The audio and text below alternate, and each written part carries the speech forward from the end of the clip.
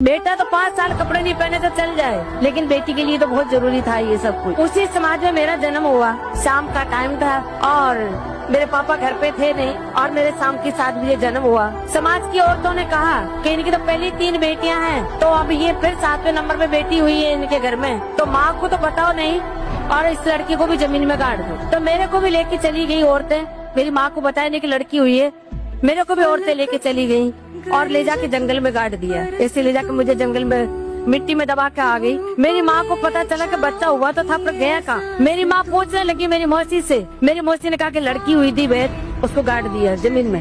मेरी माँ रोने लगी। मैंने 9 महीने मेरे पेट में बच्चा रखा है और वो बेटी को मैं देख भी नहीं सकी और ये औरतें ले जाके मेरी बेटी को गाड़ा है। तो मेरी मदद कर दे बहन, मेरे को बता कहाँ गाड़ा है उसको। मेरी माँ इस विश्वास के साथ कि नहीं मेरी बेटी जिंदा मिलेगी, नहीं मिलेगी तो मैं उसको छू के देख तो लूं कि मैंने जिसको 9 महीने पेट में रखा है।